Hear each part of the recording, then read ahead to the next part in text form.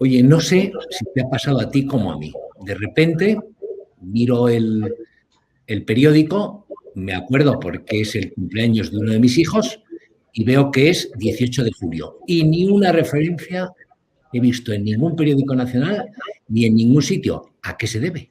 Bueno, ya sabes que en este país hay un complejo por nuestra historia más reciente. No nos sentimos orgullosos de la evangelización de América, de la aportación que ha tenido España en el mundo y sobre todo en la gran aportación de España a la humanidad es la hispanidad. Y el 18 de julio viene a ser parte de lo mismo, tanto a derecha como a izquierda, que tendría que ser una fecha de verdad, una fecha para analizar por qué los españoles en un momento dado deciden matarse, digo, banalizando la situación. Pues lejos de sacar conclusiones de aquello, escondemos la realidad. Pero lo más triste es que lo hace sobre todo la derecha, los herederos de aquellos que ganaron el 1 de abril del año 39.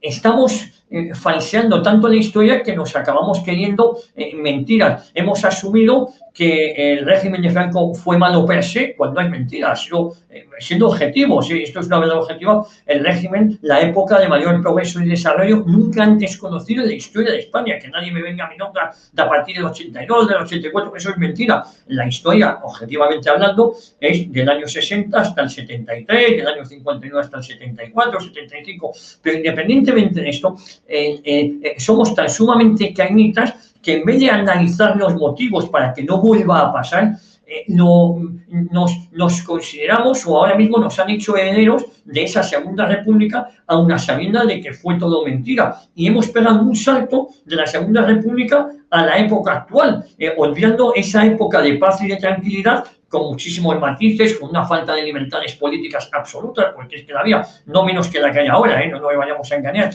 Y ese es el gran error, tanto unos como otros. El PSOE de forma interesada y la derecha o el centro reformista creo que de forma equivocada. Vivimos, Alfonso, instalados en una mentira generalizada que hemos aceptado dando por bueno. El otro día Carmen Calvo, por ejemplo, hacía referencia a que ella es una abolicionista de la prostitución. Yo le tuve que recordar que la prostitución hasta el año 75 estaba abolida en España, que quien legaliza la prostitución son los socialistas a partir del año 82 cuando llegan al poder. Es decir, hemos, y una fecha tan simbólica y tan importante para la historia de España, para lo bueno, y no sé si tanto para lo malo, pero es verdad que a partir del 18 de julio empieza una época de prosperidad, de paz y de tranquilidad, que llega hasta nuestro día, con muchos matices, porque hemos tenido el terrorismo de ETA, tuvimos los crímenes de los maquis, pero hemos falseado tanto nuestra historia que decidimos olvidarla, ¿no? Javier, estoy de acuerdo contigo plenamente en que se tergiversa la historia y se miente, pero no se olvida. Te voy a leer una cosa, una noticia que llevamos en Periodista Digital y me la comentas. Dice así: un grupo separatista catalán roba y quema banderas históricas del Tercio de Montserrat.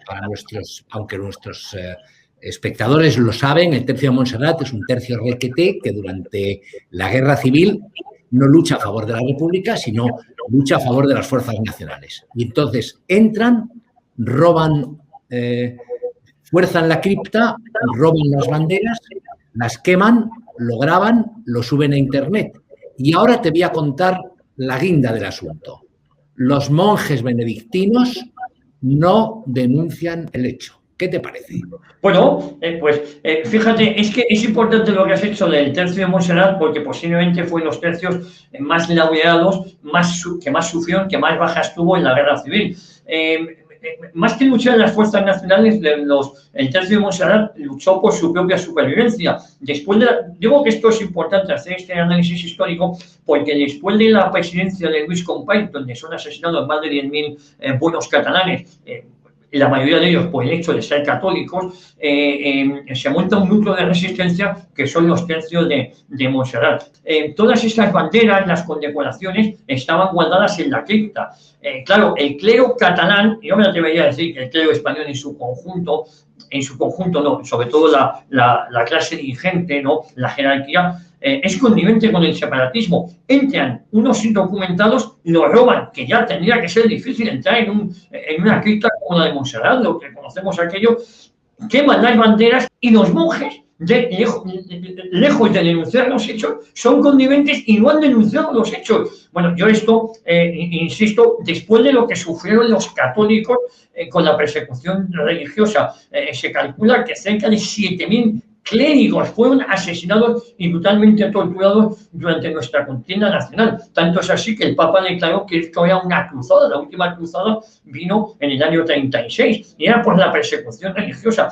Cataluña entera se puso al lado del general Franco según este avanzaba, pero no por simpatía, sino porque es que estaban siendo asesinados y masacrados por Luis Companys y los suyos. ¿Y qué hace el clero? Apoya a los herederos ideológicos de los asesinos de los años 30. Todo en orden, pero insisto, la gravedad del asunto es que los monjes benedictinos de la abadía ni siquiera denuncian esto.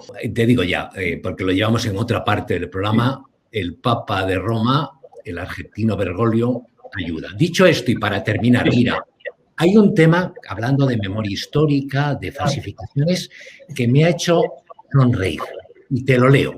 Dice: nuevo delirio independentista. Afirman que Beethoven era catalán. Y no te digo que lo afirma cualquiera, lo afirma, lo llevamos en la portada de Periodista Digital, el Institut de Nova Historia, que está financiado con fondos públicos que salen de tu bolsillo, del mío y del sufrido contribuyente español, los dineros con los que estos hacen sus estudios y se pagan sus comidas, ha decidido o ha descubierto que la abuela del músico era del Maresme y que defendía causas antiespañolas. Cágate, Lorita. Vamos a ver, Alfonso, yo para estar bien informado, una de las primeras cosas que hago es leer Periodista Digital. La portada que traéis es fantástica y hacéis mención a esto, me quedé estupefacto. En Periodista Digital, cuando leí esta noticia, no daba crédito y efectivamente es que esta locura, este delirio independentista, en su afán de falsear la historia, bueno, acuérdate que Cristóbal Colón también era catalán y ahora todo el que tiene que decir algo en la cultura era catalán y además no basta con ser catalán, porque ya te digo que mi familia es catalana también, tiene que ser profundamente antiespañola, tiene que ser un catalán profundamente antiespañol. Y como bien has dicho, esto sale de nuestro bolsillo, sale de nuestro erario público, porque a todas estas asociaciones de iletrados los pagamos nosotros. Es que hemos empezado hablando del 18 de julio, hemos hablado de historia y hemos acabado hablando que en este delirio separatista todo el que se preside dentro del mundo de la cultura era catalán, pero no un catalán cualquiera, era un catalán profundamente antiespañol. Oye, ese posiblemente sea el motivo por el cual a Salvador Dalí, uno de nuestros españoles y catalanes universales, se lo tiene olvidado, entre otras cosas porque era muy amigo de Franco e incluso en los años 70, 60, 70 hizo una campaña a favor del turismo en España. Es decir, es algo espectacular. Renuncian a sus intelectuales, como puede ser Salvador Dalí, y se inventan otros, la madre de no sé quién, el abuelo de no sé quién. Javier, allá ellos. Muchísimas gracias y un placer.